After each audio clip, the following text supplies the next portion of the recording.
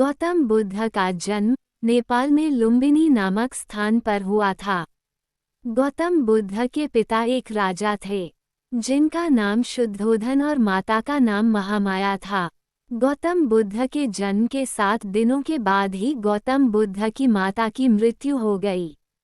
कुछ दिनों बाद राजा शुद्धोधन ने बहुत से ब्राह्मणों को गौतम बुद्ध के नामकरण के लिए बुलाया। उन्होंने गौतम बुद्ध का बचपन का नाम सिद्धार्थ गौतम रखा। ब्राह्मणों ने गौतम बुद्ध के बारे में भविष्यवाणी की कि गौतम बुद्ध बड़े होकर या तो एक महान राजा बनेंगे या फिर एक महान साधु बनेंगे। राजा शुद्धोधन गौतम बुद्ध को एक महान राजा बनाना चाहते थे, इसलिए उन्होंने गौतम बुद्ध को बचपन से ही हर प्रकार की धार्मिक गतिविधि से दूर रखा। गौतम बुद्ध का पालन पोषण बचपन में राजा की दूसरी पत्नी ने किया था। वो बिल्कुल गौतम बुद्ध को अपने बच्चे की तरह रखती थी। राजा शुद्धोधन गौतम बुद्ध को महल से बाहर भी नहीं जाने देते थे। उन्होंने बुद्ध की शिक्षा की व्यवस्था महल के अंदर ही कर रखी थी। लेकिन गौतम बुद्ध बचपन से ही बहुत ही दयालु स्वभाव के थे। वो किसी का दुख नहीं देख सकते थे। गौतम बुद्ध का विवाह 16 वर्ष की आयु में राजकुमारी यशोधरा से कर दिया गया। जब गौतम बुद्ध बड़े हुए और अपने महल से बाहर कदम रखा तो उन्होंने संसार में बीमारी, सांसारिक दुख और बुढ़ापे को देखा।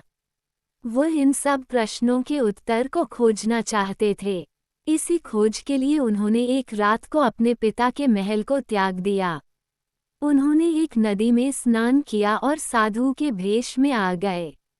इसके बाद वह भिक्षा मांगने लगे। वह भिक्षा मांगते हुए मगध नरेश बिंबसार के राज्य पहुँचे। उन्होंने गौतम बुद्ध को पहचान लिया और गौतम बुद्ध को अपने राज्य में कुछ जमीन देने की पेशकश की, लेकिन गौतम बुद्ध ने उसे ठुकरा दिया।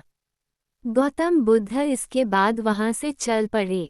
बुद्ध ने बाद में योग और ध्यान की शिक्षा ली, जिसका अभ्यास वह करते रहे। कुछ सालों के बाद वह बोधगया पहुँचे।